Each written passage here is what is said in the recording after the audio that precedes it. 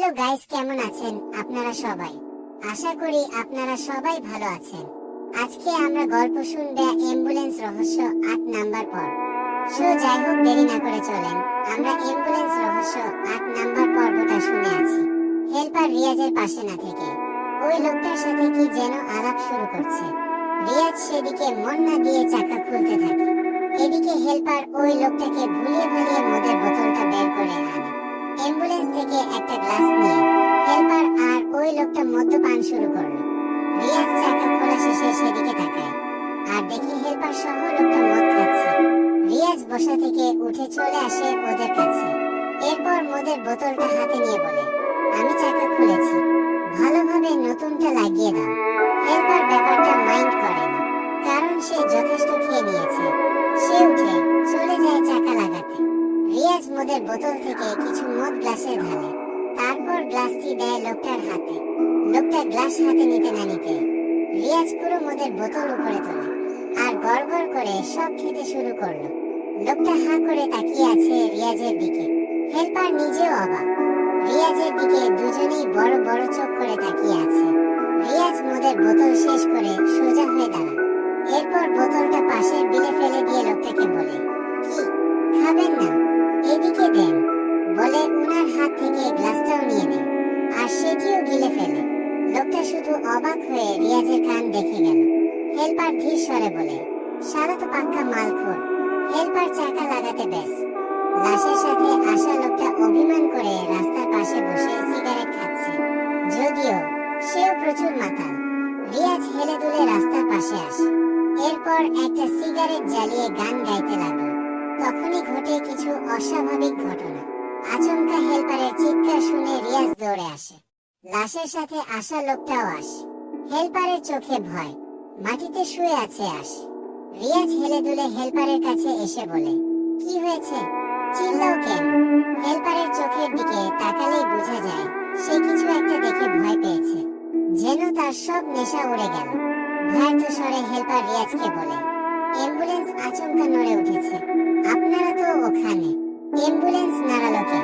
হেল্পারের কথা শুনে রিয়াজ আর ওই লোকটা বড় বড় চোখ করে থাকে। হেল্পার এইবার এদের চোখ দেখেই হজম হয়ে যাচ্ছে। কিছুক্ষণ তারা সিরিয়াস ভাবে তাকিয়ে আচমক চিৎকার মেরে হাসতে লাগলো। হেল্পার ওদের কান দেখে কিছুই বুঝে না। এদিকে রিয়াজ আর ওই লোকটা হাসতে হাসতে একজন আরেকজনের সাথে কোলাকুলি শুরু করে। হেল্পার বলে, ভাই বিশ্বাস করেন, আমি সত্যি বলতেছি, অ্যাম্বুলেন্স এর মধ্যে কেউ আছে। হেল্পারের প্রতিটি কথা যেন জোকস শোনাচ্ছে। রিয়াজ আর ওই লোকটা হাসতে হাসতে পড়ে যাবার উপক্রম। কিছুক্ষণ হাসার পর রিয়াজ মাতাল স্বরে বলে, অ্যাম্বুলেন্সে তোর বান্ধবী ছাড়া কেউ নাই গাধা। দাঁড়া, তোর বান্ধবী মরার পর নড়েছে কিনা দেখে আসি। কথাটা বলে হাসতে হাসতে রিয়াজ অ্যাম্বুলেন্স এর পিছনে যায় আর ঢাকনা খুলে তাকাতেই দেখে মরা লাশটা সিটে বসে আছে, তাও রিয়াজের দিকে এক দৃষ্টিতে তাকিয়ে। রিয়াজও মেয়েটার দিকে এক দৃষ্টিতে তাকিয়ে রইল। রিয়াজের কোনো নাড়াচাড়া না দেখে হেল্পার আর লোকটা রিয়াজের কাছে আসে। ওরা এসে এমন দৃশ্য দেখে জোরে এক চিৎকার মেরে উঠল। রিয়াজ ওদের দিকে তাকিয়ে কিছু বলতে যাবে, ততক্ষণে ওরা দৌড়ে পালিয়ে যায়। অন্ধকারে কে কোনো দিকে পালিয়েছে সেটির কোনো ইয়ত্তা নেই। রিয়াজ ওদের দৌড় দেখে ধীর স্বরে বলে, মদ খেয়ে আমি না হয় ভুলভাল দেখি, ওরাও দেখলো নাকি? কিছুক্ষণ মাথা চুলকানোর পর আর কিছু না ভেবে অ্যাম্বুলেন্স এর দরজা বন্ধ করে দেয় রিয়া। এরপর সামনে এসে অ্যাম্বুলেন্স এ উঠে বসে পকেট থেকে ফোন বের করে লোকেশন দেখে আর অ্যাম্বুলেন্স স্টার্ট করে সেই স্থান ত্যাগ করলো। হাতে সিগারেট, চারপাশে ঘন কালো অন্ধকার। অ্যাম্বুলেন্স এর লাইটের আলোয় রিয়াজ এগিয়ে যাচ্ছে। গাড়ি চলন্ত অবস্থায় হঠাৎ রিয়াজের ফোনে কল আসলো। রিয়াজ ফোনের স্ক্রিনে তাকিয়ে দেখে অচেনা নাম্বার। ফোন রিসিভ করে রিয়াজ বলে, হ্যালো কে? রিয়াজের জবাবে ওপাশ থেকে হেল্পার বলে, আরে ভাই, আপনি পাগল নাকি? ভূত নিয়ে কোথায় যাচ্ছেন? হেল্পারের কণ্ঠস্বর অনেক ভয়ার্ত শোনাচ্ছে। রিয়াজ স্বাভাবিকভাবে হেল্পারকে বলে, মদ খেয়ে ভুলভাল দেখেছিলাম, ওখানে কিছুই নেই, মৃত লাশ বসতে পারে নাকি? রিয়াজের কথা শুনে হেল্পার আরো ভয়ার্ত স্বরে বলে, ভাই, আপনি কিভাবে বুঝলেন আমরা লাশটাকে বসা অবস্থায় দেখেছি? তার মানে আপনিও দেখেছেন? ভুল একজন দেখবে, আমরা তিনজনই দেখেছি লাশ বসে আছে। আপনি বিপদে আছেন ভাই। ওর কথা শুনে রিয়াজ কলটা কেটে দেয়। এরপর আবার মনোযোগ বসায় অ্যাম্বুলেন্স চালানোতে। হেল্পারের সাথে কথা বলতে বলতে হাতের সিগারেটটা প্রায় শেষ পর্যায়ে চলে এসেছে, তাই রিয়াজ সিগারেট ফেলে।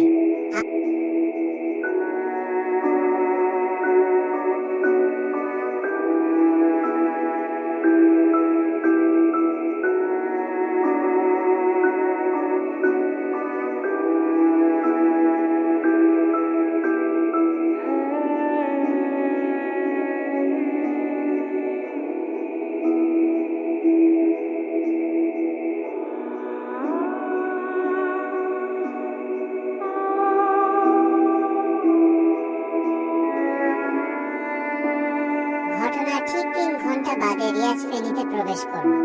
এরপর লোকেশন চেক করতে করতে রিয়াজ ফেনী চরচান্দিয়া এলাকায় প্রবেশ করে। এখানে হাশেম মাস্টারের বাড়ি কোনটা তা ম্যাপ থেকে চেক করে রওনা করতে থাকে রিয়া। কিছুক্ষণ পর রিয়াজ ম্যাপ অনুযায়ী হাশেম মাস্টারের বাড়িতে উপস্থিত হয়। অ্যাম্বুলেন্স এর আওয়াজ শুনে বাড়ির সবাই অলরেডি গেটের সামনে চলে আসে। রিয়াজ মানুষজন দেখে আরেকটু নিশ্চিত হয়ে যায় সে সঠিক স্থানে চলে এসেছে। সবার সামনে গিয়ে রিয়াজ অ্যাম্বুলেন্স দাঁড় করে। এরপর অ্যাম্বুলেন্স থেকে নেমে লাশের আত্মীয় স্বজনদের উদ্দেশ্যে বলে, কয়েকজন আমার সাথে আসুন, লাশ নামাতে হবে। রিয়াজের কথা শুনে লাশের আত্মীয় স্বজনের মুখে একটা উত্তেজিত ভাব দেখা যায়। সাথে হেল্পার নেই, আর নেই লাশের চাচাতো ভাই। লাশ নিয়ে অ্যাম্বুলেন্স ড্রাইভার একা কেন এলো? এই প্রশ্নটা সবার মাথায় তখন ঘুরপাক খাচ্ছিল। তাদের বিস্মিত মার্কা চেহারা দেখে রিয়াজ নিজেই তাদেরকে বলে উঠল, সাথে যে দুজন এসেছে তারা কোনো এক কাজে রাস্তায় নেমে গেছে, তাই লাশ আমার একা আনতে হয়েছে। আপনাদের যে লোক এসেছে তিনিও সকালে নাকি আসবেন। রিয়াজের কথাটা কারো কাছে ক্লিয়ার হলেও অনেকের কাছে ভিন্ন কিছু মনে হতে থাকে, যেন তারা সব জানে। রিয়াজের মিথ্যেটাও তারা যেন বুঝে গেছে। কিন্তু রিয়াজ কাউকে কোনো প্রশ্ন করার সুযোগ না দিয়ে নিজেই অ্যাম্বুলেন্সের ঢাকনা খুলতে থাকে। রিয়াজের এমন আচরণ দেখে কয়েকজন আত্মীয় স্বজন এসে রিয়াজের সাথে হাত লাগায়। রিয়াজ অ্যাম্বুলেন্সের ঢাকনা খোলার পর দেখে লাশ ঠিকই শুয়ে আছে, আর লাশের বক্সটাও খোলা নেই। রিয়াজ গিয়ে লাশের বক্সটা ধরে এবং সাথে লাশের আত্মীয় স্বজনরা এসে রিয়াজের সাথে লাশের বক্স অ্যাম্বুলেন্স থেকে বের করে। এরপর রিয়াজ বাক্সের ঢাকনা খুলতেই সবাই লাশটাকে বের করে তাদের উঠোনে নেয়। লাশ নামিয়ে দিয়ে রিয়াজ আবার অ্যাম্বুলেন্স এর কাছে আসে। গাড়ির ঢাকনাটা আটকে দিয়ে নিজে ড্রাইভিং সিটে বসে। এরপর সবাইকে বিদায় দিয়ে বাড়িটা থেকে বের হয়ে চলে আসলো। কোনো দিকে কোনো নজর নেই, আর নেই কারো অবস্থান। রাতটা এখন গভীর। ফেনীতে এসে রিয়াজ আবার কুমিল্লার পথটায় রওনা করে। প্রতিবারের মতো সিগারেট জ্বালিয়ে ড্রাইভ করছে, কিন্তু রিয়াজ অনুভব করতে পারছে অ্যাম্বুলেন্স এর পিছনে কেউ রয়েছে। রিয়াজ কোনো দিকে নজর না দিয়ে এগিয়ে যেতে লাগলো। কিছুক্ষণ পর চারপাশে ফজরের আইন শুরু হয়।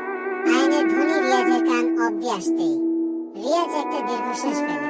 কপাল থেকে ঝরে পড়া ঘাম এবার শুকাতে শুরু করলো। চারপাশে ধীরে ধীরে আলো ছড়াচ্ছে। সূর্য উঁকি দিবে কিছুক্ষণ পর। ভোরের এই মিষ্টি বাতাস রিয়াজের চুল স্পর্শ করছে, কিন্তু রিয়াজের মুখ যে ভাবনা চলে অন্য কিছু।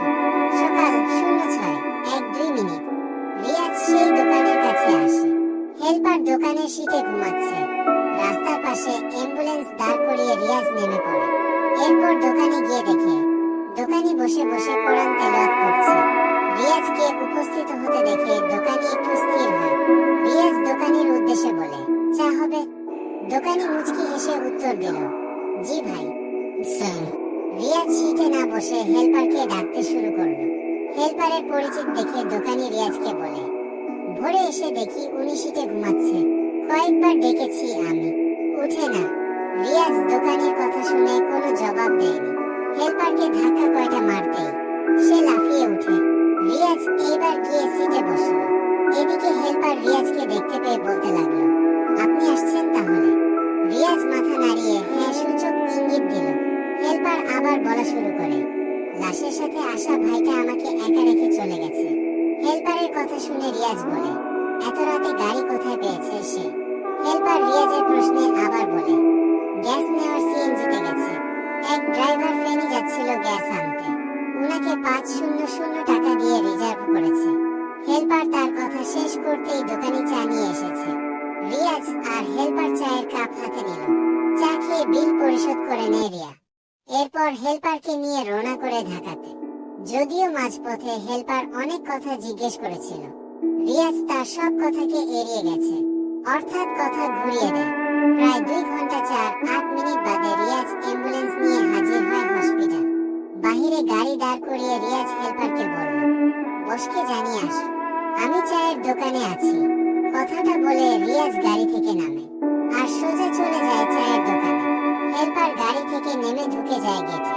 রিয়াজ চায়ের দোকানে যেয়ে আগে একটা সিগারেট ধরা, এরপর চায়ের অর্ডার করে।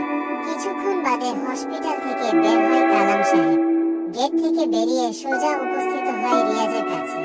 রিয়াজ কালাম সাহেবকে দেখে একটু মুচকি হাসি দেয় আর দাঁড়িয়ে পড়ে। কালাম সাহেব কাছে আসতেই রিয়াজ বলল, কি অবস্থা ভাই? লাশ তো নামিয়ে এসেছি। রিয়াজ কথাটা বলার পর হাসিটা আর রাখতে পারেনি। কালাম সাহেবকে দেখে বুঝে যাচ্ছে উনি রাগম্বিত। রিয়াজ আবার কিছু বলবে, তার আগে কালাম সাহেব বলে, এসেছো সেই গতকাল রাত? তোমার ভাবির সাথে কথা হয়েছে আমার। সেদিন রাতেও কিছু খাওনি, আমাকে গোসল করার সময়টা দিতা, একসাথে কিছু খেয়ে এরপর কাজে যাইতা। কিন্তু তুমি বেশি কাজ দেখাচ্ছ। বস কল দিতেই পাগলের মতো ছুটে আসলো। অনেকটা ধমকের স্বরে কথাগুলো বললেন কালাম সাহেব। রিয়াজ মাথা নিচু করে বলে, পরের বার থেকে আর হবে না। কালাম সাহেব এতে সন্তুষ্ট হয়নি।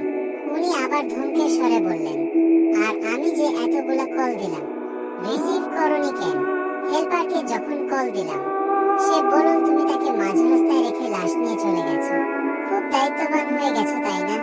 রিয়াজ কালাম সাহেবকে আবার শান্ত স্বরে বলে, ভাই ফোন খেয়াল করিনি। কালাম সাহেব এতেও সন্তুষ্ট হলেন না, তবে এইবার একটু নরমাল ভাবে বললেন, বসকে আমি কাল থেকে ইচ্ছেমত বকাঝকা করেছি। তুমি এখন এই লাইনে নতুন, তার উপর আজ 2 দিন ভাত খাওনি।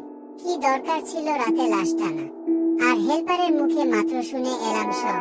কি হয়েছিল রাতে? রিয়াজ এইবার কালাম ভাইয়ের কথাটা এড়িয়ে দেওয়ার জন্য বলে, আজ কি আমার আর কোনো ডিউটি আছে? রাখো তোমার ডিউটি, আগে বলো রাতে কি হয়েছে। পরবর্তী পর্ব পেতে ভূতের গল্প ও ভূতের পিক পেজটা ফলো করে আমার সাথেই থাকুন।